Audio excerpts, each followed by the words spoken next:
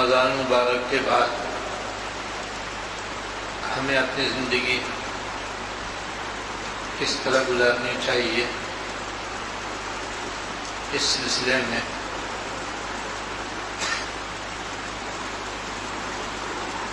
چند اہم اور ضروری باتیں بیان ہو چکی ہیں اور باقی انشاءاللہ آج بیان ہوگی۔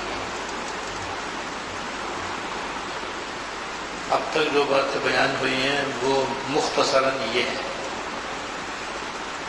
نمبر 1، ہم سب تقوی اختیار کریں، جو سارے دین کا نچوڑ اور خلاصہ ہے، جس کے بڑے فضائل ہیں، بڑے فوائد ہیں، دنیا میں بھی اور آخرت میں۔ تفصیل اس کے بیان ہو چکی۔ نمبر 2، نماز با جماعت کی پابندی کریں۔ یہ مردوں کے لیے حکم ہے۔ خواتین اپنے اپنے گھروں میں وقت مستحب میں نماز ادا کرنے کا اہتمام کریں اور پابندی کریں۔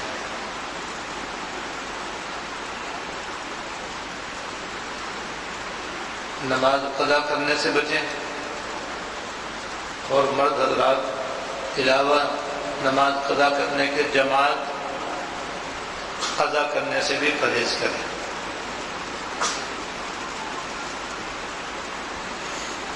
نماز پڑھنا فرض ہے، جماعت سے مردوں کو نماز ادا کرنا واجب ہے، بلا عذر شرعی ترک جماعت جائز نہیں ہے، اور نماز قضا کرنے والے کے لیے سخت اور ہولناک عذاب ہے، جس کا ذکر گزشتہ منگل کو آپ کے سامنے آیا ہے۔ لہذا اللہ تعالیٰ کے عذاب سے، قبر کے عذاب سے، دوزخ کے عذاب سے ڈرنا چاہیے، بچنا چاہیے، اور اس کا حل یہی ہے کہ دنیا کی ساری مشغولیات اور مصروفیات، تفریحات اور تقریبات ایک طرف، نماز اپنے وقت میں ادا کرنا ایک طرف، اور جماعت سے نماز پڑھنا بھی اپنی جگہ ضروری اور واجب، اور ساتھ ساتھ سنن و نوافل کی بھی پابندی کرنی چاہیے۔ اس کا بھی بہت عظیم فائدہ ہے جو گزشتہ منگل آپ کو بتایا گیا ہے۔ نمبر 3، روزانہ نماز فجر کے بعد کچھ نہ کچھ قرآن کریم کی تلاوت کرنی چاہیے، اور صبح شام کی اور ہر نماز کے بعد کی خاص صورتیں پڑھنے کا معمول ہونا چاہیے۔ اس کی تفصیلات بھی آپ کے سامنے آ چکی ہیں۔ 3 باتیں پہلے بیان ہوئی، اب چوتھی بات آج انشاءاللہ بیان ہوگی، اور باقی باتیں بھی انشاءاللہ تعالی بیان کی جائیں گی۔ میں پھر یاد کر دوں کہ ہمارے اور آپ کے یہاں جمع ہونے کا مقصد اپنی اصلاح ہے، اپنے اخلاق و اعمال کو درست کرنا ہے، اچھی باتوں کا اپنے آپ کو پابند بنانا ہے، گناہ کی باتوں سے اپنے آپ کو بچانا ہے، بس یہ مقصد ہے۔ اسی نیت سے، اسی ارادے سے آنا چاہیے، بیٹھنا چاہیے، سننا چاہیے، سمجھنا چاہیے، اور سمجھنے کے بعد پھر عمل کرنا چاہیے۔ پھر تو آپ کے آنے کا بھی فائدہ ہے، بیٹھنے کا بھی فائدہ ہے، سننے اور سنانے کا بھی فائدہ ہے۔ لیکن بس آدمی آئے اور ایسی بیٹھ بھی جائے، سن بھی لے اور عمل نہ کرے، تو جو مجلس کا اصل مقصود ہے پھر وہ حاصل نہیں ہوگا۔ اور اس طرح تو اگر 10 سال بھی کوئی اس طرح سے بیٹھے گا تو جہاں تھا وہیں کا وہیں نہیں۔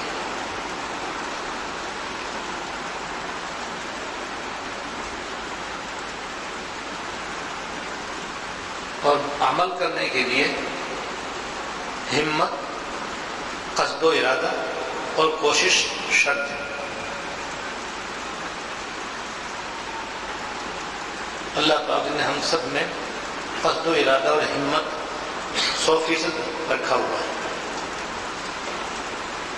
جیسے دنیا کے کاموں کے لیے ہم اپنے ارادے کو استعمال کرتے ہیں، اپنی کوشش کو استعمال کرتے ہیں، ہمت استعمال کر لیتے ہیں، تو مشکل سے مشکل کام بھی کر لیتے ہیں، بھاری سے بھاری کام بھی کر لیتے ہیں، سخت گرمی میں بھی مشکل کام کر لیتے ہیں، جہاں برف باری ہوتی ہے وہاں بھی سے لوگ سارے کام کرتے ہیں۔ اسی اختیار کی وجہ سے، اسی ہمت اور قصد کی وجہ سے سب کر لیتے ہیں۔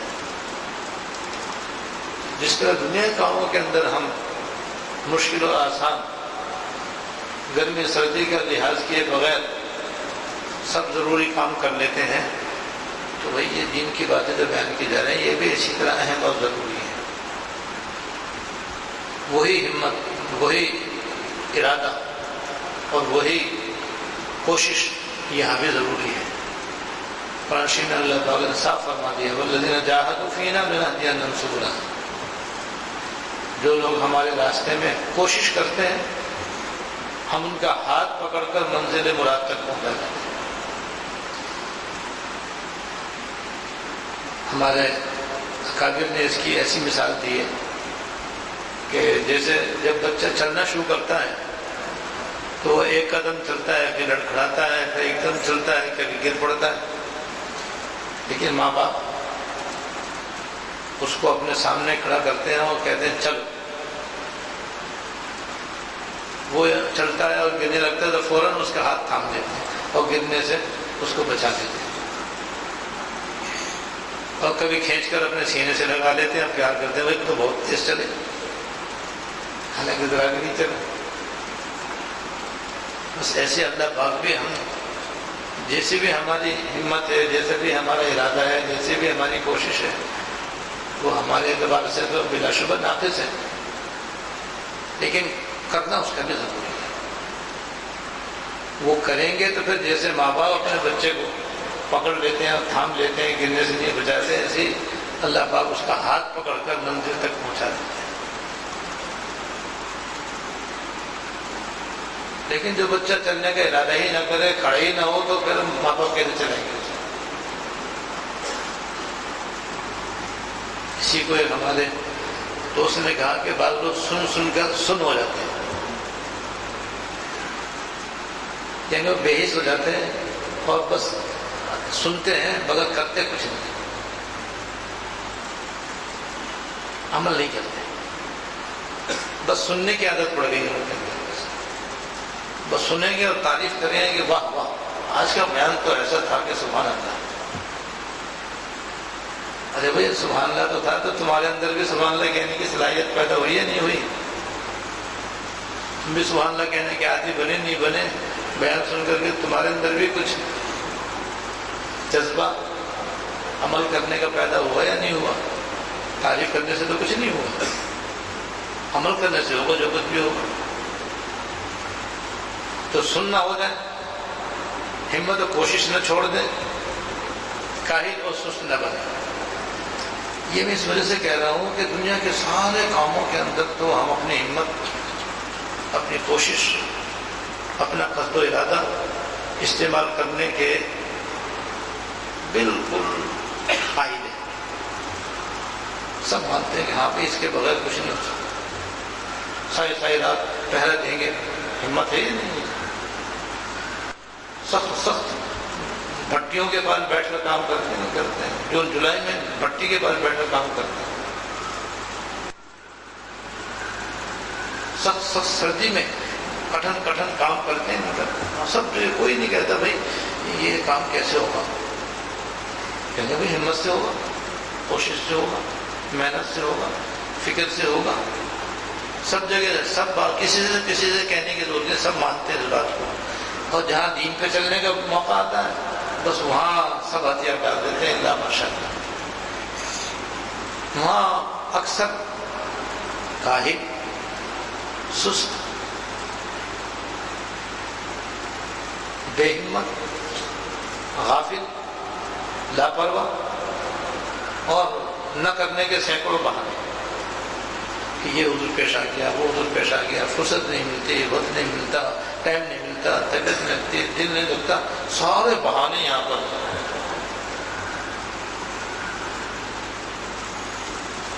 جتنے میں معمولات آپ کو بیان کر رہا ہوں یہ ایسے ہیں کہ یہ ہمارے دین و ایمان کا تقاضا ہے، کریں گے تو انشاءاللہ نوازے جائیں گے، نہیں تو بھائی خالی سننے سے تو عمل کا ثواب نہیں مل سکتا، عمل تو کرنا ہی پڑے گا۔ تو یہاں پر میں نے دیکھا ہے کہ 99% لوگوں کے اندر بس سستی ہی سستی، غفلت ہی غفلت، لاپرواہی لاپرواہی اور کام چوری بس یہاں پائی جاتی ہے۔ اسی لیے بیشتر لوگ جن کا کسی اللہ والے سے تعلق ہوتا ہے ان کی خدمت میں برس گزر گئے، ان کی مجلس میں بیٹھتے بیٹھتے 10 سال گزر گئے، لیکن ان کے اندر کوئی تبدیلی نہیں آئی کہ انہوں نے تبدیلی لانی نہیں چاہیے۔ تو یہ اگر نہ چاہے تو بہانے ہزار ہیں، یا خواجہ درد نیز مگر نہ کبھی پھنس گئے۔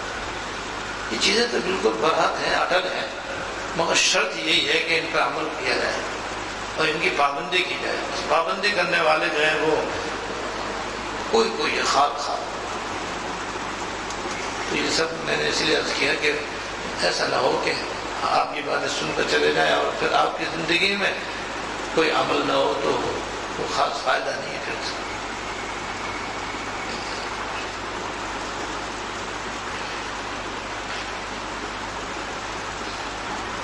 چوتھی بات یہ ہے کہ رمضان مبارک ہو یا رمضان مبارک نہ ہو، ہر حال میں ہر مسلمان مرد عورت کو ذکر اللہ کثرت سے کرنے کا عادی بننا چاہیے۔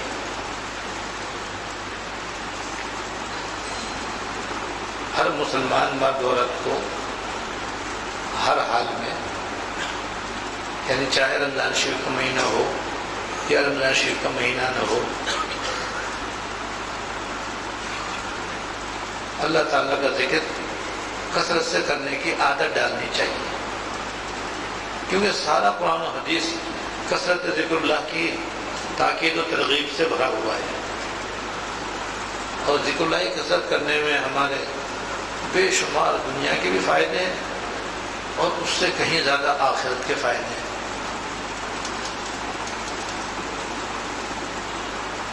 اور پھر ذکر اللہ اتنا آسان ہے کہ شاید اس سے زیادہ آسان کوئی اور عمل نہ ہو،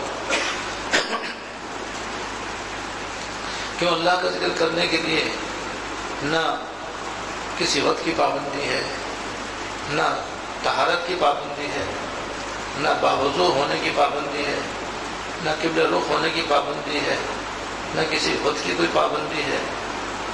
جب اور جس وقت اور جہاں اور جس حالت میں بھی آدمی ہو، سوائے مخصوص حالات کے جیسے استنجا وغیرہ، ہر حالت میں آدمی اللہ کا ذکر آسانی سے کر سکتا ہے، چلتے چلتے بھی کر سکتا ہے، بیٹھے بیٹھے بھی کر سکتا ہے، لیٹے لیٹے بھی کر سکتا ہے، اور بھاگتے دوڑتے بھی کر سکتا ہے، سفر کے دوران بھی کر سکتا ہے۔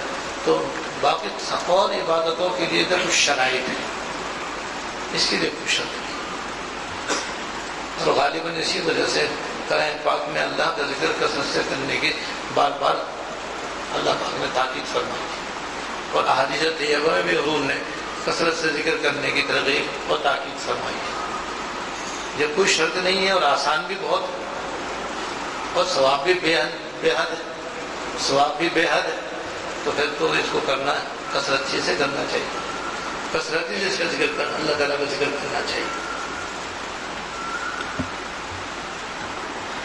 حضرت ابو رزین رضی اللہ تعالیٰ عنہ سے مروی ہے، حضرت ابو رزین رضی اللہ تعالیٰ عنہ سے مروی ہے کہ رسول اللہ صلی اللہ علیہ وسلم نے ان سے فرمایا کہ میں تم کو ایسی بات نہ بتلا دوں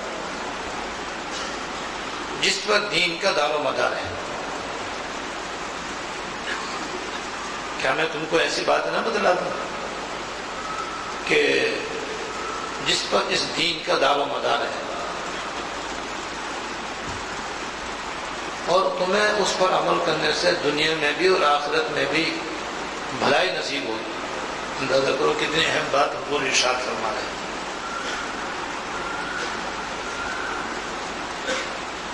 یعنی تم دنیا میں بھی کامیاب ہوگے، آخرت میں بھی کامیاب ہوگے، اور اس کی بدولت تمہارا دین بھی صحیح اور درست اور مضبوط ہوگا۔ پھر آپ نے 3 باتیں ارشاد فرمائی کہ تم 3 باتوں کی پابندی کرو۔ نمبر 1، اہل ذکر کی مجالس میں پابندی کے ساتھ بیٹھو،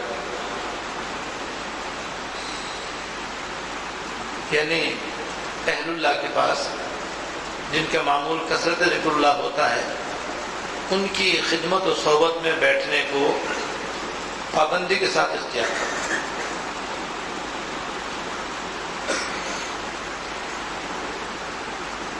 وجہ یہ ہے کہ جو اللہ کے نیک و مقبول بندے ہوتے ہیں وہ سراپا ذکر ہوتے ہیں، یعنی ان کی زبان بھی اللہ کا ذکر کر رہی ہوتی ہے، ان کا دل بھی اللہ کا ذکر کر رہا ہوتا ہے، اور بعض بزرگوں تو رواں اللہ کا ذکر کرتے ہیں۔ اور اللہ پاک نے صحبت میں بڑی تاثیر رکھی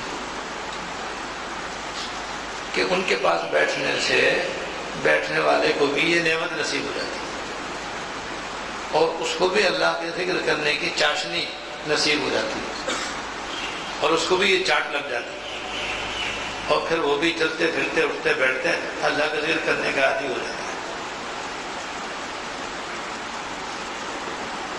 نیک لوگوں کی، اللہ والوں کی اور ذکر کرنے والوں کی صحبت اختیار کرنا، یہ ایک بات ہے، اور یہ وہ بات ہے کہ سارا قرآن شریف اس کی تاکید سے بھرا ہوا ہے۔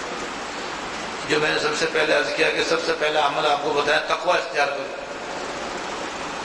جو سارے دین کا نچوڑ ہے۔ اس کے حاصل کرنے کا طریقہ بھی اللہ پاک نے یہی بیان فرمایا، کونوا مع الصادقین، کہ تم سچوں کی ہمراہی اختیار کر لو اور ان کی صحبت کو اختیار کر لو، کیونکہ وہ اہل تقوی ہیں تو تم بھی ان کی صحبت میں بیٹھنے سے متقی بن جاؤ گے انشاءاللہ تعالی۔ لیکن یہاں بھی کوشش شرط ہے، یاد رکھیے، صحبت میں بیٹھنے کے لیے بھی شرط یہی ہے کہ نیت بھی یہی ہو اور پھر کوشش بھی یہی ہو کہ جیسے یہ اللہ والے ہیں میں بھی ان کی باتوں کو سنوں اور اپنے عمل میں لاؤں۔ ان کے پاس تو ہر وقت اللہ ہی کا ذکر ہوگا، بس ہمارے دل میں بھی اللہ ہی کا دھیان اور اللہ تعالیٰ ہی کی دھن ہمارے دل میں ہونی چاہیے۔ کوشش بھی کریں، صحبت بھی اختیار کریں، تو ادھر سے کوشش ہوگی ادھر سے صحبت ہوگی تو یقیناً ان کی صحبت کا اثر منتقل ہوگا۔ حضور صاحب رحمۃ اللہ علیہ، تھانوی رحمۃ اللہ علیہ کے بارے میں فرمایا، جس قلب کی آہوں نے دل پھونک دیے لاکھوں، اس دل میں خدا جانے کیا آگ بھری ہو۔ جس قلب کی آہوں نے دل پھونک دیے لاکھوں، اس دل میں خدا جانے کیا آگ بھری ہوگی۔ یہ صحبت کا اثر ہے کہ اللہ والوں کے دل میں اللہ تعالیٰ کی یاد بسی ہوئی ہوتی ہے، تو جو ان کے پاس بیٹھتا ہے اس کے دل میں بھی اللہ تعالیٰ کی یاد منتقل ہو جاتی ہے۔ اللہ تعالیٰ کی یاد ہی کو اللہ تعالیٰ کا ذکر کرنا کہتے ہیں۔ کسی نے کہا ہے ان سے ملنے کی ہے یہی ایک راہ، ان سے ملنے کی ہے یہی ایک راہ، ملنے والوں سے راہ پیدا کرتے کہ جو اللہ تعالیٰ سے ملتے ہیں، اللہ تعالیٰ سے باتیں کرتے ہیں، اللہ تعالیٰ کا تذکرہ ان کی زبان پر رہتا ہے، اللہ تعالیٰ کی یاد ان کے دل میں رہتی ہے، تم ان کے پاس بیٹھو گے تو تمہارے دل میں بھی اللہ تعالیٰ کی یاد آ جائے گی۔ اب تو دنیا کی یاد بسی ہوئی ہے، پھر اس کی جگہ اللہ تعالیٰ کی یاد رچ بس جائے گی انشاءاللہ تعالیٰ۔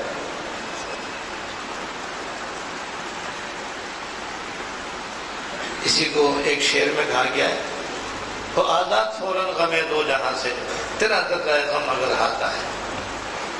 لیکن ابھی تو ہمیں دنیا کے غم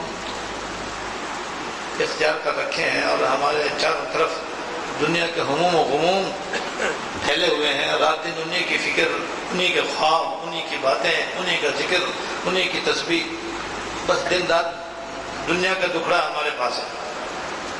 اور جب اللہ تعالیٰ کی یاد نصیب ہو جائے گی، اللہ تعالیٰ کی محبت دل میں آ جائے گی، تو پھر یہ دنیا کے سارے غم ختم ہو کر کے اللہ تعالیٰ کی یاد رچ بس جائے گی۔ اللہ تعالیٰ نصیب فرمائے۔ ہمارے حضرت رحمۃ اللہ علیہ اس کی مثال بیان فرمایا کرتے تھے کہ بھئی دنیا کے آخرت کے غم کی مثال اور دنیا کے غموں کی مثال ایسی ہے جیسے حضرت موسیٰ علیہ السلام کا عصا اور فرعون کے جادوگروں کے سانپ بچھو. جب فرعون نے موسیٰ علیہ السلام کا اپنے جادوگروں سے مقابلہ کروایا تو میدان میں جادوگروں نے بہت ساری اپنی رسیاں لکڑیاں ڈال دی اور پھر لوگوں کی نظروں پر جادو کیا، جس کی وجہ سے ان لوگوں کو پورا میدان سانپ بچھوں سے بھرا ہوا نظر آتا. اور جب سارا میدان سانپوں سے بھرا ہوا نظر آیا تو ظاہر ہے سب کو ڈر اور خوف ہونا ہی ہونا تھا. یہاں تک کہ موسیٰ علیہ السلام کو بھی طبعی طور پر خوف ہو. اللہ پاک نے جب ان کا خوف دیکھا تو فرمایا قُلْ لَا تَخَفْ إِنَّكَ أَنْتَ الْأَعْلَىٰ. آپ ڈریں نہیں، آپ نہ ڈریے، انشاءاللہ آپ ہی ان پہ غالب آئے گا. تو اس میدان میں جادو کے زور سے جادوگروں نے اپنے رسیوں کو اپنے لکڑیوں کو لاٹھیوں کو سانپ بنا کر دکھایا. حقیقت میں وہ سانپ بنی نہیں تھی، نظروں پر جادو کیا تھا تو سب کو سانپ بچھو نظر آیا. یہ جو سانپ بچھو ہیں جادوگروں کے، یہ دنیا کی مصیبتیں ہیں، بیماریاں ہیں، تکلیفیں ہیں، پریشانیاں ہیں، یہ اس کی مثال ہے. پھر آخر میں موسیٰ علیہ السلام نے اپنا عصا ڈالا تو وہ معجزہ تھا. سچ مچ جو سانپ بنا اور اتنا سانپ بنا، ایسا سانپ بنا کہ اس نے سارے سانپ بچھو کھا لی اور نگل کر انہیں ختم کر دیا. تو جادوگر تو چونکہ حقیقت جانتے تھے، اس لیے وہ سمجھے کہ تو معجزہ ہے اور یہ اللہ کے نبی ہیں، ان کے مقابلے پر ہم جو آئے ہیں تو اب ہماری خیر نہیں. فوراً ہی اس سجدے میں گرگاری مان لیا. فرعون اور اس کے لشکر اور اس کے درباری اور اس کے قوم کے لوگ اس حقیقت کو نہیں جانتے تھے، لہٰذا وہ کافر ہی رہے. حضرت موسیٰ علیہ السلام کے عصا نے سارے سانپ بچھو کھا لیے نہیں کھا لیے. تمہارے فرماتے تھے کہ اللہ تعالیٰ کی یاد اور آخرت کا غم حضرت موسیٰ علیہ السلام کے عصا کی طرح ہے.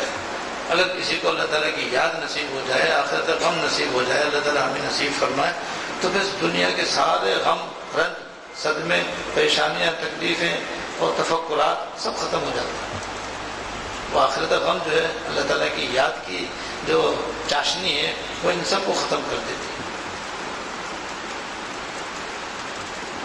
اس لیے اس شعر میں یہ کہا گیا کہ وہ آزاد فوراً غم ہے دو جہاں سے، تیرا بغیر غم اگر آتا ہے. تو اللہ تعالیٰ کی یاد تو وہ نعمت ہے کہ دنیا کے ہم و غموم بھی ختم اور آخرت کی کہ ہم و غموم بھی ختم ہو جاتا ہے.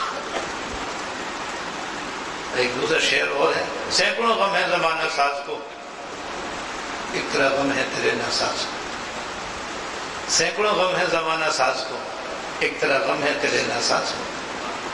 تو جب اللہ تعالیٰ کا ذکر آدمی کثرت سے کرتا ہے تو اس کا ایک خاص اثر یہ ہوتا ہے کہ دھیرے دھیرے دھیرے دھیرے انسان کے دل سے دنیا کی محبت گھٹنے لگتی ہے اور آخرت اللہ تعالیٰ کی محبت بڑھنے لگتی ہے.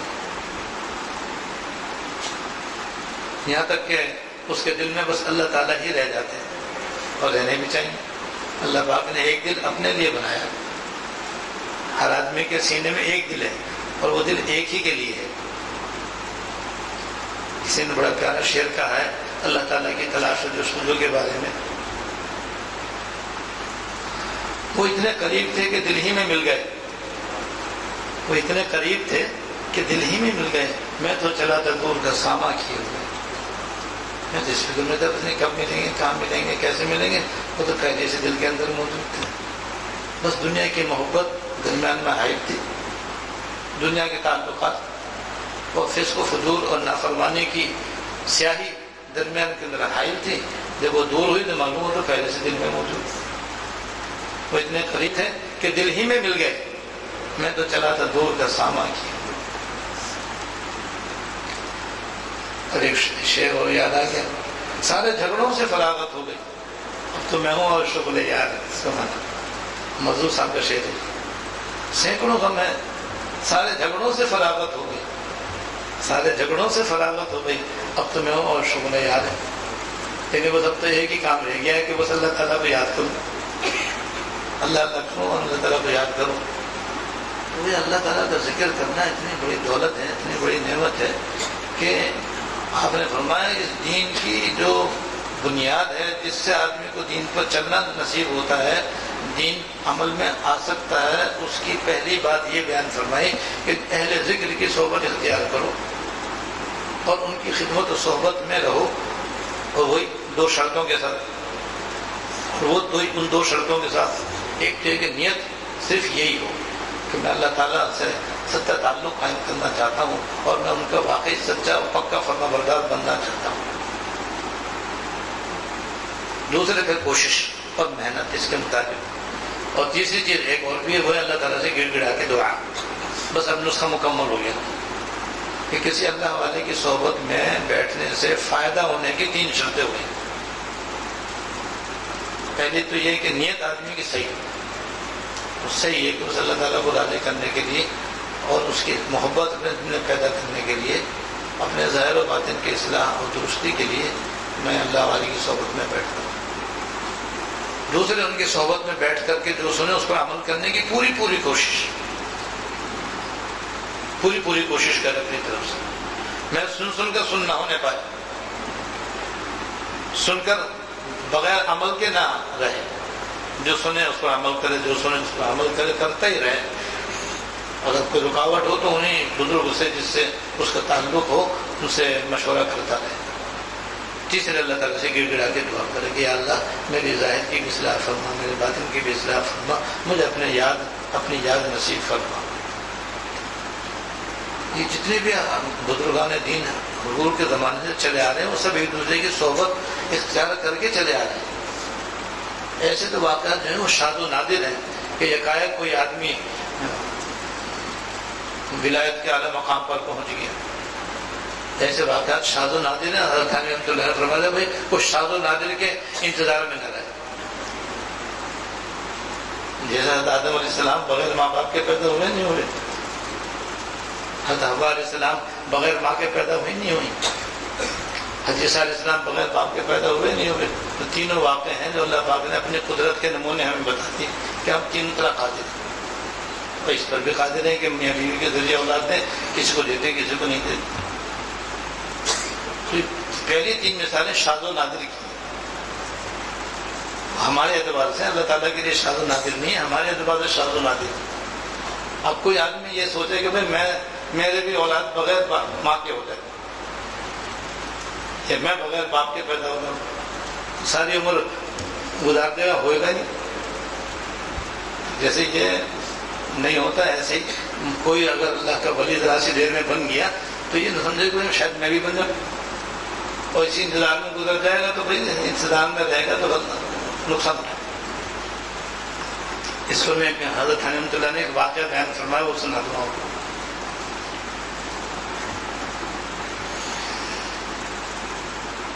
ایک دفعہ شیخ عبد القادر جیلانی رحمۃ اللہ علیہ تہجد میں اٹھے، اور عام طور پر اللہ تعالیٰ کے عام بندوں کا یہ معمول ہوتا ہے کہ وہ تہجد میں اٹھتے ہیں اور تہجد پڑھتے ہیں، پھر اللہ تعالیٰ کا ذکر کرتے ہیں، پھر دعائیں کرتے ہیں۔ رات کا آخری حصہ ان کا شب بیداری میں گزرتا ہے۔ صحابہ کرام کے دور سے یہ معمول چلا آ رہا ہے، اللہ تعالیٰ ہمیں بھی اس میں سے حصہ عطا فرمایا۔ یہ شعر بھی یاد آ گیا صحابہ کرام کی شان میں، وہ بھی سن لیں۔ جو دن کہتے ہیں مجاہد شب کے راہب، جو دن کہتے ہیں مجاہد شب کے راہب، انہی شب زندہ داروں کی زمین، یعنی مدینہ منورہ کی زمین ان مجاہدین کی سرزمین ہے جو دن میں جہاد کرتے تھے، رات کو مسلح پہ سوار ہوتے تھے اور اللہ تعالیٰ کی یاد کرتے تھے۔ جو دن کہتے ہیں مجاہد شب کے راہب، انہیں شب زندہ داروں کی زمین ہے۔ سمٹتے آ رہے ہیں درد والے، کیے دل کے سہاروں کی زمین ہے۔ تجلی گاہ انوار رسالت اور اس کے ماہپاروں کی زمین ہے۔ یہیں ٹھہرو کہاں جاؤ کہ دانش، یہ رحمت کے نظاروں کی زمین ہے۔ اس لیے شیخ عبد القادر جیلانی رحمۃ اللہ علیہ بھی اپنے معمول کے مطابق تہجد کے وقت اٹھے اور تہجد پڑھ کر بجائے ذکر اللہ میں مشغول ہونے کے خلاف معمول حضرت اپنی خانقاہ سے نکلے تو ان کا ایک مرید بھی پیچھے پیچھے چل دیا کہ پتہ نہیں حضرت کہاں جا رہے ہیں، حضرت کا اس طرح سے کہیں جانے آنے کا تو معمول ہے نہیں، معلوم کیا بات ہے کہاں جا رہے ہیں، چلو میں بھی حضرت کے ساتھ ساتھ چلتا ہوں۔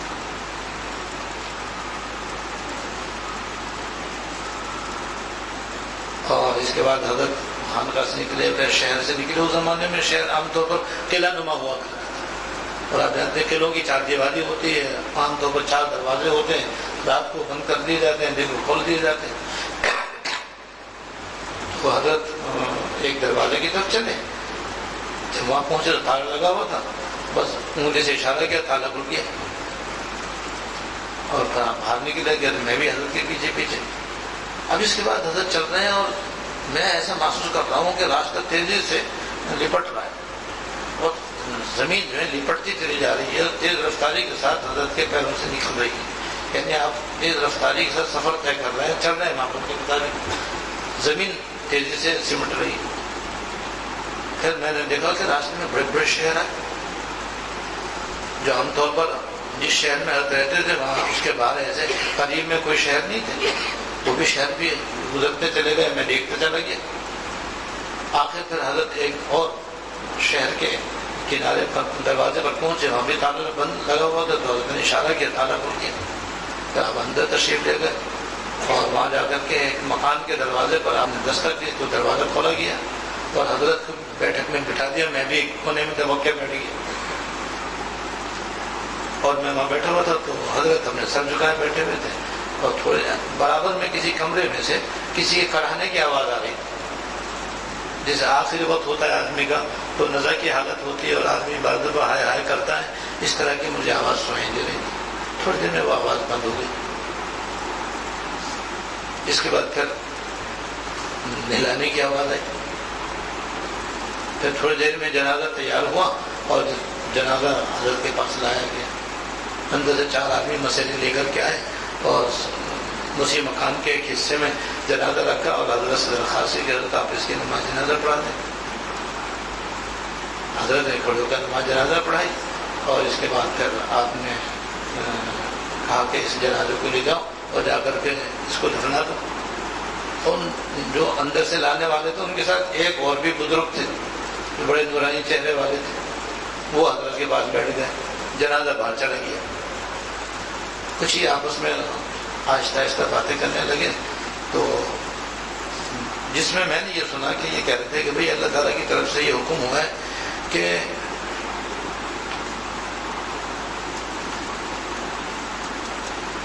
فلاں عیسائی ملک کے اندر جو فلانا گرجا ہے اس میں ایک عیسائی بڑے خلوص سے اللہ تعالیٰ کی عبادت کر رہا ہے، اس کو مسلمان کر کے اس مرنے والے کے مقام پر فائز کیا جائے۔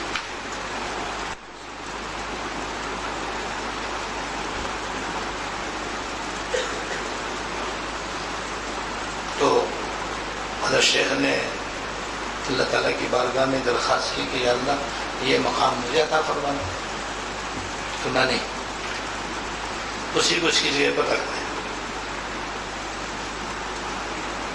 تھوڑی دیر میں وہ عیسائی آگے، کیسے آیا نہیں بہتر جانا، غیبی معاملہ ہے۔ وہ عیسائی آیا تو حضرت نے مجھ سے کہا بھائی تم مسلمان ہونا چاہتے ہو، مسلمان ہونا تمہیں گوارا ہے، پسند ہے؟ کہا جی میں حاضر۔ حضرت نے پہلے کہا جاؤ غسل کرو، اور یہ اپنے عیسائی والے کپڑے اتارو، اور ایک اپنے جوڑا دیا گیا مسلمانوں جیسا، وہ اس کو پہنایا، پھر حضرت نے اس کو کلمہ پڑھایا اور مسلمان کیا، اور پھر فرمایا بھائی تم اس جہاں نماز پہ کھڑے ہو جاؤ اور 2 رکعت نفل پڑھو۔ حضرت نے نماز پڑھائی۔ اس کے بعد پھر جو بزرگ بیٹھے ہوئے تھے جس سے حضرت مشورہ کر رہے تھے، فرمایا بھائی لو ان کو مرنے والے کی جگہ پر منتقل کرو، مقرر کرو۔ وہ ان کو اپنے ساتھ لے گئے، اور اس مقام پر اور اس درجے پر جو مرنے والا تھا ان کو مقرر کیا، اور پھر وہ بزرگ بھی چلے گئے اور حضرت بھی واپس لوٹے۔ اب حضرت چلے، میں بھی پیچھے پیچھے، تو جیسے آئے تھے ویسی تیز رفتاری سے حضرت واپس لوٹے، اور واپس کتنا لمبا سفر طے کیا۔ بہرحال میں تو صبح شادی سے پہلے حضرت کے پیچھے پیچھے خانقاہیں پہنچ گئی، حضرت واپس آ گئے، اور پھر اپنے معمولات میں مشغول ہو گئے۔ میں اپنے کمرے میں جا کے لیٹ گیا۔ دن کو پھر سبق بھی ہوتا تھا، حضرت سبق بھی پڑھاتے۔ جب سبق میں پہنچے تو میں نے عرض کیا حضرت رات والا قصہ سمجھ میں نہیں آیا، پہلے حضرت وہ سمجھا دیں پھر سبق پڑھیں گے۔ ارے تم بھی ساتھ تھے کیا؟ عرض کیا تم بھی ساتھ تھے میرے؟ کہ حضرت میں پیچھے پیچھے ہو گیا تھا آپ کے خاطر کہیں ایسا نہ ہو اور آپ کو آپ کہاں جا رہے ہیں، کہیں آپ کو خدمت کی ضرورت پڑ جائے یا کوئی تکلیف ہو تو میں خدمت کے لیے حاضر ہوں۔ اچھا اب تم ساتھ ہو ہی لیے، تم نے آنکھوں سے دیکھ ہی لیے، تو میں تمہیں بتا دیتا ہوں، ورنہ یہ تو راز کی بات ہے، ہر ایک کو بتانے کی نہیں ہوتی۔ اب حضرت نے راز کھولا اور فرمایا کہ دیکھو جب میں رات کو اٹھا اور میں نے تہجد کی 2 رکعتیں پڑھی تو میرے دل پر وارد ہوا کہ یہاں سے جو 1000 میل کے فاصلے پر فلاں شہر ہے، اس میں ہمارے ایک نیک بندے کا انتقال ہونے والا ہے اور وہ ہمارے 40 ابدالوں میں سے ایک ابدال ہے، اس کا انتقال بہت قریب ہے، تم جاؤ اور اس کی نماز جنازہ پڑھو اور اس کی جگہ اس عیسائی کو جو فلاں گرجا کے اندر عبادت کر رہا ہے مسلمان کر کے اس کی جگہ مقرر کرو۔ یہ حکم ملا، اس لیے میں بجائے اپنے اوراد و وظائف میں اور بجائے ذکر اللہ کے اندر مشغول ہونے کے اللہ تعالیٰ کے حکم کی تعمیر میں فوراً چلا۔ اللہ تعالیٰ نے زمین کو میرے تابع کر دیا، ذرا سی دیر میں زمین پر میں چلتے چلتے وہاں پہنچ گیا۔ تو جو کمرے میں سے کراہنے کی آواز آ رہی تھی وہ اللہ تعالیٰ کے ایک نیک بندے تھے ابدال، انہی کا آخری وقت تھا، پھر ان کا انتقال ہوا، پھر وہ غسل دیا گیا، پھر کفنایا گیا، پھر جنازہ میرے سامنے آیا، پھر میں نماز جنازہ ان کی ادا کی۔ اس کے بعد میں نے اللہ تعالیٰ سے درخواست بھی کی کہ اللہ جو مقام آپ کسی عیسائی کو دینا چاہتے ہیں مجھے عطا فرما دیں، لیکن قبول نہیں فرمایا، نہیں اسی کو مقرر کرنا ہے۔ تو تم نے دیکھا کہ پھر وہ بھی آ گیا، پھر اس کو مسلمان کیا گیا، اور جن سے میں مشورہ کر رہا تھا وہ خضر علیہ السلام تھے، اللہ پاک نے ان کو بھیجا تھا، ادھر سے مجھے بھیجا ادھر سے ان کو بھیجا کہ تم جا کر کے یہ کام انجام کرو۔ وہ صاحب خدمت ہیں، انہوں نے یہ سارا انتظام کیا اور میں نے اللہ کے حکم سے ان کو مسلمان کر کے اور 2 رکعت پڑھا کر کے ان کو اسی مقام پر فائز کر دیا۔ تو یہ اللہ تعالیٰ کا ایک راز ہے، وہ جب چاہتے ہیں جس کو چاہتے ہیں نواز دیتے ہیں۔ حضرت رحمۃ اللہ علیہ فرماتے ہیں بھائی یہ شاذ و نادر ہوتا ہے، ایسا کوئی شاذ و نادر کے انتظار میں نہ رہے اور اس کا تکیہ لگا کے نہ بیٹھ جائے کہ شاید میرے پاس بھی میرے ساتھ بھی کوئی ایسا خصوصی معاملہ ہو جائے گا اور میں بھی آن کی آن میں کہیں سے کہیں پہنچ جاؤں گا۔ تو جیسے حضرت آدم علیہ السلام کا پیدا ہونا، جیسے باقی مثالیں دی ہیں میں نے، یہ سب شاذ و نادر ہے۔ بھائی ایسی مقام ولایت آنن فانن ملنا یہ بھی شاذ و نادر ہے، اللہ تعالیٰ کے حکم و حکمت پر مبنی ہے۔ عام لوگوں کے لیے جو حکم ہے وہ یہی ہے، یہ 3 باتیں ہیں ضروری۔ ایک اہل اللہ کی صحبت آدمی اختیار کرے اور اخلاص سے اختیار کرے اور پوری کوشش کرے اپنے آپ کو سدھارنے کی، سنوارنے کی، جو باتیں بیان کی ہیں ان کو اپنے میں عمل میں لائے، اس کے لیے جد و جہد کرے، محنت اور کوشش کرے۔ اور تیسرا عمل یہ کہ اللہ تعالیٰ سے گڑ گڑا کے دعا کرے۔ تو پھر عام طور پر یہ ہوتا ہے کہ اللہ تعالیٰ اس بندے کو مالا مال فرما دیتے ہیں۔ لہذا ایک بات تو حضور نے یہ فرمائی کہ اس دین کی جو بنیاد ہے جس پہ دنیا اور آخرت کی بھلائی کا ملنا موقوف ہے، ان میں سے پہلی بات یہ ہے کہ اہل اللہ کی صحبت کو، اہل ذکر کی مجلس کو پابندی کے ساتھ اور اہتمام کے ساتھ اختیار کرو۔ اسی کی میں نے 3 شرطیں بیان کی ہیں۔ نمبر 2، دوسری بات آپ نے فرمائی کہ جب تم تنہائی میں ہو تو جہاں تک ممکن ہو سکے اپنی زبان کو اللہ کے ذکر سے تر رکھو۔ یہ بھی بڑی اہم یہ ہے فضائل ذکر سے متعلق بات کہ ہم جو 24 گھنٹے زندگی گزارتے ہیں اس کے اندر کچھ تو ہم لوگوں کے سامنے وقت گزارتے ہیں، کچھ ہم تنہائی میں گزارتے ہیں، اور تنہائی کبھی گھر میں ہوتی ہے، کبھی دکان میں ہوتی ہے، کبھی کارخانے میں بھی ہوتی ہے، کبھی مدرسے میں بھی ہوتی ہے، کبھی درسگاہ میں بھی ہوتی ہے، کبھی بازار میں بھی ہوتی ہے۔ یعنی ہم چلے جا رہے ہیں، ہمارا کوئی ہمارے ساتھ نہیں ہوتا، اب بھی ہم اکیلی ہیں، اگرچہ لوگوں کے اندر چل رہے ہیں پھر رہے ہیں، لیکن دراصل اب بھی ہم اکیلی ہیں۔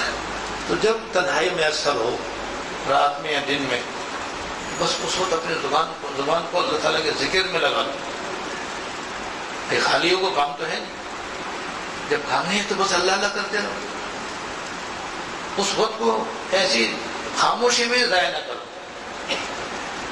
اس وقت کو اللہ کے ذکر سے پر رکھو۔ جیسے ایک مثال دیتا ہوں کہ بعض لوگوں کو تو بستر پہ لیٹتے ہی خراٹے شروع ہو جاتے ہیں، بعضوں کی تو ایسی نیند ہوتی ہے لیٹے اور سوئے، لیٹے اور سوئے، یہ نعمت۔ اور بعض ایسے ہیں کہ گھنٹوں کروٹ بدلنی پڑتی، کروٹ بدل بدل کے بیچارے تھک جاتے ہیں، نیند نہیں آتی، تو بھائی وہ گھبرائیں نہیں ذرا سا، ان کو تو بڑا سونا مل گیا، نیند تو بعد میں آئے گی، پہلے نقد سونا مل گیا، نقد سونا ہے کہ لیٹے لیٹے اللہ اللہ کرتے ہیں، لا الہ الا اللہ، لا الہ الا اللہ، لا الہ الا اللہ، لا الہ الا اللہ پڑھتے رہو بس، جب تک بھی نیند نہ آئے پڑھتے رہو۔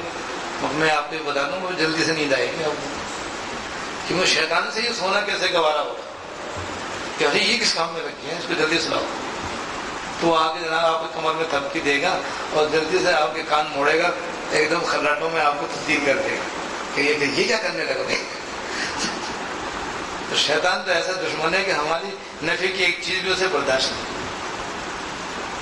لیکن پھر بھی بھائی جب تک بھی نیند نہ آئے اور جب تک بھی شیطان کا وار نہ چلے، پھر بھی ہمیں چاہیے کہ جب ہم لیٹ رہے ہوں نیند نہ آ رہی ہو تو ذکر کرتے رہیں، ایسے ہی بیٹھے ہوئے ہیں تو اللہ کا ذکر کرتے رہو، کھڑے ہیں تو اللہ کا ذکر کرتے رہو، چل رہے ہیں تو اللہ تعالیٰ کا ذکر کرتے رہو۔ ہمارے دلوں میں جب ہم چلتے ہیں نا، یہ خالی بیٹھے ہوتے ہیں، دنیا کے خیالات میں ہم گم ہوتے ہیں، دنیا کے خیالات میں ہم گم ہوتے ہیں، دنیا کے ہموم غموم تفکرات پریشانیاں فکریں وہ ہمارے دماغ میں چھائی دیتی ہیں، ان کی وجہ سے ہم گھبرانا بھی شروع کر دیتے ہیں، گھبراہٹ بھی ہو جاتی ہے، بلڈ پریشر بھی بعد میں ہائی ہو جاتا ہے اور کسی کا لو ہو جاتا ہے، اور پریشانی پریشانی پریشانی پریشانی۔ یہ ہمارے اس وجہ سے حال ہے کہ اللہ تعالیٰ کی یاد ہم کو نصیب ہے، تو جو اللہ والے ہوتے ہیں ان کے دل میں تو بس سوائے اللہ تعالیٰ کی یاد کے اور ان کے ذکر کے اور کوئی چیز ہوتی نہیں، وہ دل خالی بھی ہوتے ہیں تو اللہ تعالیٰ سے باتیں کر رہے ہوتے ہیں۔ ایک شعر ہے مظہور صاحب کا، ہم تمہیں بس آگاہ ہیں اس ربط خفی سے، ہم تمہیں بس آگاہ ہیں اس ربط خفی سے، کسی اور کو یہ حال معلوم نہیں، کسی اور کو یہ راز معلوم نہیں، دوسروں کیا معلوم، اور وہ اللہ اللہ کر رہے ہوتے ہیں۔ آشنا بیٹھا نہ ہو، آشنا بیٹھا ہو یا نہ آشنا، مجھ کو مطلب اپنے سوز و ساز سے، آشنا بیٹھا ہو یا نہ آشنا، یعنی وہ جلوت میں بیٹھے ہوئے تب بھی خلوت کی نعمت سے سرفراز ہوتے ہیں، ان لوگوں میں بیٹھے ہوئے مگر دل اللہ اللہ کر رہا ہے۔ تو ایک بزرگ جو ہیں وہ چل رہے تھے، تو اب تو ان کے چلنے میں اور ہمارے چلنے میں کتنا فرق ہے، ہم چل رہے ہیں دکان کی فکر ہے، نوٹوں کی فکر ہے، پیسوں کی فکر ہے، نہ جانے کیا کیا فکر ہے،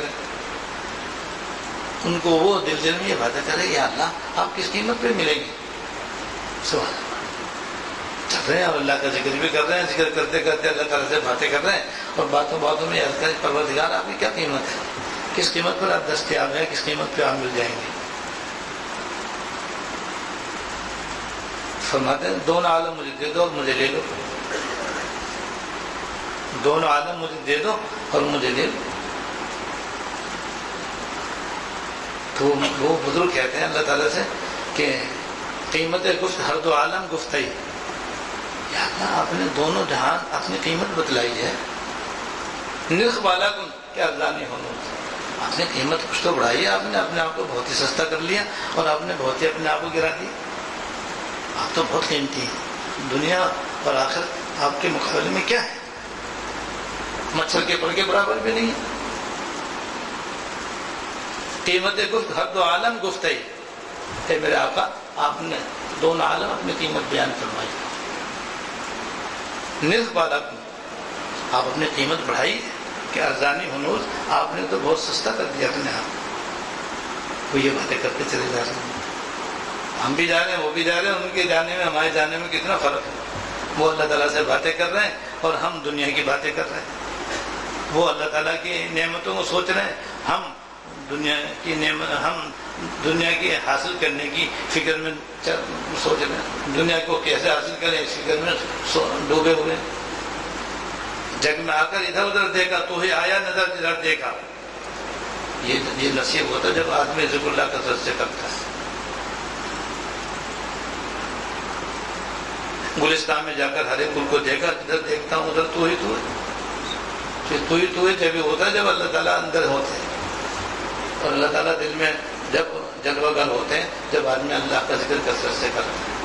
چلتے بھی, پھرتے بھی, اٹھتے بھی, بیٹھتے بھی, لیٹے بھی, بیٹھے بھی, ہر وقت اللہ تعالیٰ کا ذکر میں جو مشغول رہتا ہے تو پھر وہ سراپا ذکر بن جاتا ہے. لہذا اس حدیث میں آپ نے دوسری اہم اور بنیادی بات یہ بیان فرمائی کہ تم جب خلوت میں ہو تو اللہ کا ذکر سے اپنی زبان کو ہلاتے رہو بس.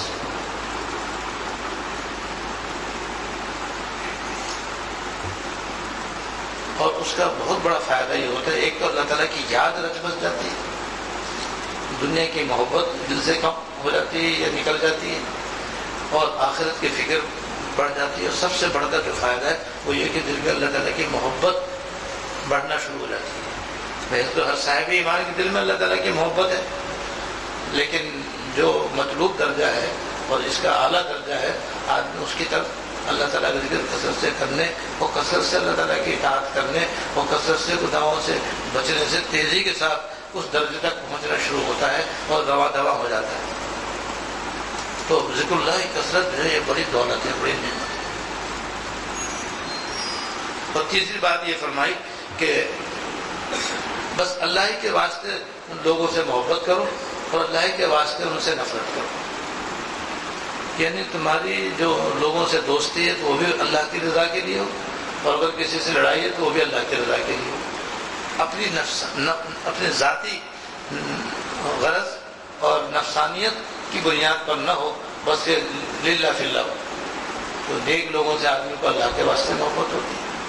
ایسی رشتہ داروں کے حقوق ادا کرنے کے لیے, دوستوں کے حقوق ادا کرنے کے لیے, پڑوسیوں کے حقوق ادا کرنے کے لیے بھی تعلق واسطے اللہ کے, اللہ تعالیٰ کا حکم ہے, اس لیے مجھے یہ حقوق ادا کرنے. اور جو لوگ کافر ہیں, مشرک ہیں یا آوارہ اور لچے شودے بدماش ہیں, ان سے آدمی اس لیے بچیں کہ بھئی اللہ تعالیٰ کی نافرمانی کرتے ہیں. تو دوستی اور نفرت دونوں کی بنیاد اللہ تعالیٰ کی, اللہ کے واسطے. یہ تین کام آپ نے فرمایا کہ تین کام ایسے ہیں کہ اگر تم کرو گے تو یہ تمہارے دین کی بنیادیں ہیں, تم کو دین پر چلنا آسان ہو جائے گا. اور دوسرے, دنیا اور آخرت کی بھلائی تمہیں اس کے نتیجے میں نصیب ہو جائے گی. تو یہ کتنی اہم حدیث ہے. تو اس میں ایک جز اللہ والوں کی صحبت, دوسرا جز ذکر اللہ کی کثرت, تیسرا جز اخلاص. اخلاص کو اختیار کرو. ایک حدیث میں اور بھی جس میں ذکر کی فضیلت بیان کی گئی ہے,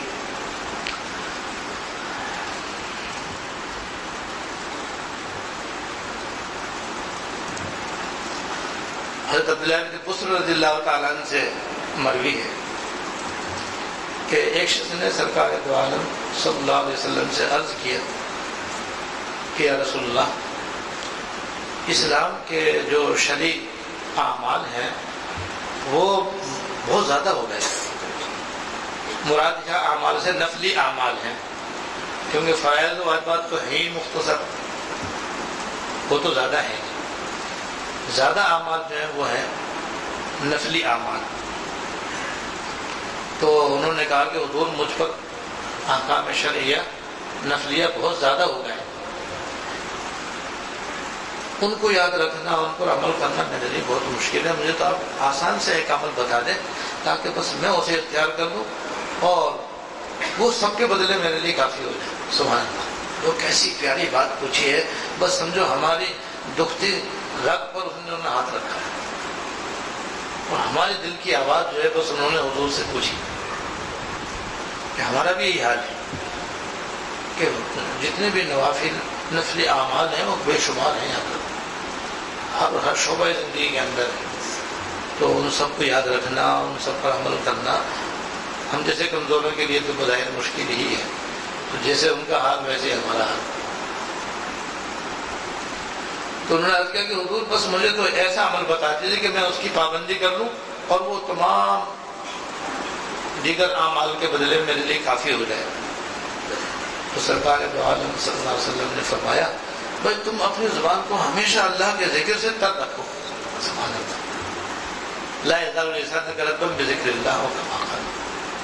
بس تم ایک کام کرو کہ چلتے پھرتے اٹھتے بیٹھتے ہر وقت تمہاری زبان پر اللہ کا ذکر رہنا چاہیے. تو یہ تمہارا ہر وقت اللہ تعالیٰ کا ذکر کرنا دیگر تمام نفلی اعمال اور نفلی عبادات سے انشاءاللہ تعالیٰ تمہارے لیے کافی شافی ہو جائے. مگر اس کا یہ مطلب نہیں کہ دیگر نفلی اعمال کرنے کی ضرورت نہیں. کرنا چاہو کر سکو تو کرتے رہنا چاہیے تاکہ ان کا بھی ثواب ملے, اس کا بھی ثواب ملے. لیکن یہ ہے کہ ذکر اللہ کی کثرت ایک الگ ایسا بہترین عمل ہے کہ اگر کسی نے زیادہ نفلی اعمال نہ بھی کیے ہوں تو یہی انہیں قائم مقام ہو جائے گا انشاءاللہ. لہٰذا بھائی ایک عمل یہ ہے کہ ہم جس طرح رمضان شریف میں ذکر اللہ کا اہتمام کر رہے تھے, اور رمضان شریف کے بعد بھی ہمیں چاہیے کہ ذکر اللہ کا اہتمام کرے. اور اس کی 3 صورتیں ہیں. اس کی 3 صورتیں ہیں.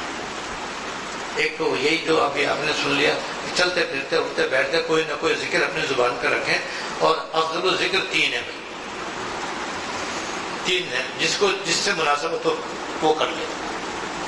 ایک تو قرآن شریف کی تلاوت, یہ اللہ تعالیٰ کا کلام ہے, بلا شبہ افضل الذکر ہے. اب جو پکے حافظ ہوتے ہیں ان کو تو اس کا ہر وقت پڑھتے رہنا بہت ہی آسان ہوتا ہے. تو یہ بھی بہت اعلیٰ درجے کا ذکر ہے, اللہ تعالیٰ کے بہت ہی بندوں کو قریب کرنے والا عمل ہے. تو چاہے تو ہر وقت قرآن شریف کی تلاوت کرتے رہیں. تو ایسے بھی بے شمار اللہ کے نیک بندے ہیں کہ جو پکے حافظ ہیں اور قرآن شریف کے سچے عاشق ہیں, اور وہ ہر وقت تلاوت کلام پاک کرتے رہتے ہیں. دوسری صورت یہ ہے کہ لا الہ الا اللہ لا الہ الا اللہ لا الہ الا اللہ پڑھتے رہیں. یہ خود افضل الذکر ہے. تیسری صورت یہ ہے کہ درود شریف زبان پر جاری کر لیں. اکثر بس ہر وقت ان کی زبان پر درود شریف رہے. اب چاہے چھوٹا درود شریف ہو, چاہے درمیانہ ہو, چاہے بڑا ہو, یہ اختیار ہے. جو جس کو آسان لگے وہ چلتے پھرتے اٹھتے بیٹھتے ہم وقت درود شریف پڑھتا رہے. تو ویسے یہ بھی اختیار ہے کہ وہ سبحان اللہ پڑھتا رہے, کوئی الحمدللہ پڑھتا رہے, کوئی اللہ اکبر پڑھتا رہے, کوئی خالی اللہ اللہ کہتا رہے. یہ بھی.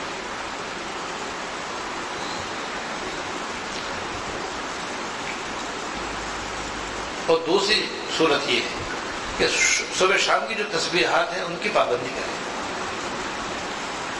جیسے ایک استغفار کی تسبیح, ایک درود شریف کی تسبیح, ایک سبحان اللہ بحمدہ سبحان اللہ العظیم کی تسبیح, ایک تیسرے کلمے کی تسبیح. اب یہ عام تسبیحات ہیں, اس میں کسی پیر اور شیخ سے پوچھنے کی ضرورت نہیں ہے. یہ تو ہر مسلمان ان کو پڑھ سکتا ہے اور ان کے بڑے فضائل ہیں, بڑے فوائد ہیں. تو صبح شام کی تسبیحات اب ہر آدمی اپنی مشغولیت کے اعتبار سے اس کی مقدار کم زیادہ کر سکتا ہے. عام طور پر جو مقدار بتائی جاتی ہے وہ 100 مرتبہ بتائی جاتی ہے کہ 100 مرتبہ سویرے پڑھو, 100 مرتبہ شام کو پڑھو. اب اگر کوئی بہت ہی مشغول ہے, بہت ہی مصروف ہے تو وہ 33 دفعہ کر لے. اور اگر کوئی کسی کو فرصت ہے تو بجائے 100 کے 200 مرتبہ پڑھ لے, 300 مرتبہ پڑھ لے. لیکن پابندی کریں, صبح شام کی تسبیحات پابندی کے ساتھ پڑھیں. اور پابندی سے پڑھنا کوئی مشکل نہیں, اس لیے کہ 100 مرتبہ پڑھنا بھی کوئی زیادہ مقدار نہیں. یہ ایسی ہلکی پھلکی معمولی سی مقدار ہے کہ 5-6 منٹ میں ایک تسبیح آرام سے ہو جاتی ہے. تیسرے کلمے کی تسبیح کو 2 حصوں میں کر سکتے ہیں. سبحان اللہ اللہ اکبر تک ایک تسبیح پڑھ لے, یہ بھی 8-9 منٹ میں ہو جاتی ہے. لا حول ولا قوت الا باللہ العلی العظیم کی ایک تسبیح پڑھ لے, یہ بھی 5-6 منٹ میں ہو جاتی ہے.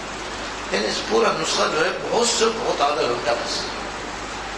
اور 24 گھنٹے میں آدمی سویرے آدھا گھنٹہ اور شام کو آدھا گھنٹہ بھی نہ نکال سکے تو پھر کیا ہے, پھر تو وہ کاہل ہے, سست ہے.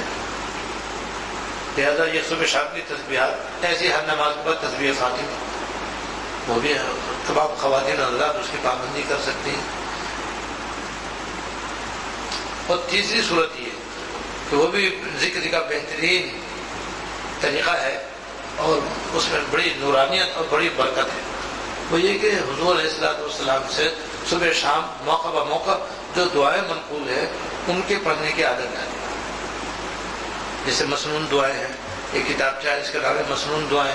اس میں صبح اٹھنے کی دعا اور گھر سے نکلنے کی دعا, بیت الخلاء پہ آنے جانے کی دعا, کپڑے پہننے اتارنے کی دعا, کھانے سے پہلے کی دعا, کھانے کے بعد کی دعا, گھر سے نکلنے کی دعا, بازار کی دعا, مسجد میں داخل ہونے کی دعا, مسجد سے نکلنے کی دعا, صبح کی دعائیں, شام کی دعائیں.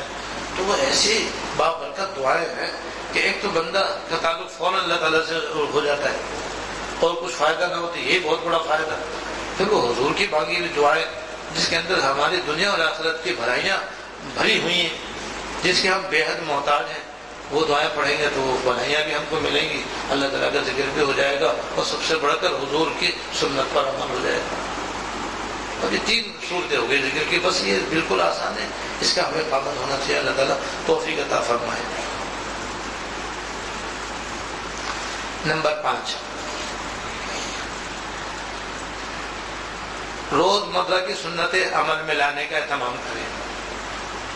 روزانہ کی سنتوں کو عمل میں لانے کا اہتمام کریں اور اس کے لیے علیکم بسنتی اپنے پاس رکھ لیں. علیکم بسنتی مشہور کتاب ہے، حضرت والد صاحب رحمۃ اللہ علیہ کی لکھی ہوئی ہے. اس میں حضرت والد صاحب رحمۃ اللہ علیہ 24 گھنٹے کی سنتیں بیان فرمائی ہیں. اور ساری سنتیں بس اتنی نہیں ہیں جو اس کتاب میں ہیں، اس کے علاوہ بہت ساری سنتیں ہیں. یہ تو صرف نمونے کے طور پر، اور 24 گھنٹوں کو اپنے سنت کے مطابق ڈھالنے کے لیے حضرت والد صاحب رحمۃ اللہ علیہ نے اس میں آسان سنتیں جمع فرمائی ہیں. یہ عمل میں آ جائیں تو پھر آگے بھی سنتیں. لیکن یہ سنتوں کو اپنے عمل میں لانا یہ ایسا مبارک عمل ہے اور اس کے اتنے فضائل ہیں کہ ہفتوں فضائل بیان کرنے کے لیے چاہیے. بس خلاصہ میں عرض کر دوں کہ اللہ تعالیٰ تک پہنچنا جو ہماری پوری زندگی کا مقصود اصلی ہے.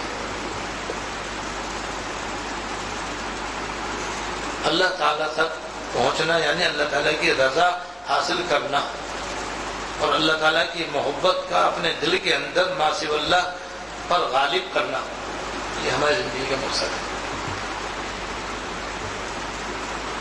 اس کا جو سب سے زیادہ قریب کا راستہ، سب سے زیادہ محفوظ اور معمول راستہ اور سب سے آسان راستہ سنتوں پر عمل کرنا ہے.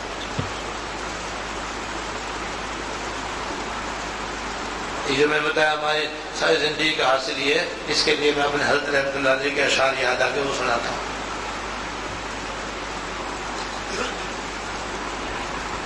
تیرے دیکھنے کی جو آس ہے یہی زندگی کی اساس ہے. تیرے دیکھنے کی جو آس ہے یہ زندگی کی اساس ہے. میں ہزار تجھ سے بعید ہوں یہ ادب کہ تو میرے پاس ہے. تیرے دیکھنے کی جو آس ہے یہ زندگی کی اساس ہے. میں ہزار تجھ سے بعید ہوں یہ ادب کہ تو میرے پاس ہے. تیری ذات پاک ہے لازوال، یہ سب صفات ہے بے مثال. تو برون وہم و خیال ہے، تو برائے عقل و قیاس. کسی انجمن میں قرار دل نہ کسی چمن میں بہار دل. کہوں کس سے حالت زار دل کہ ہر جگہ میں اداس ہے.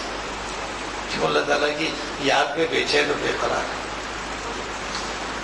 وادی میں آبشار میں جنگل میں کوہ حصار میں مجھ کو تیری تلاش ہے.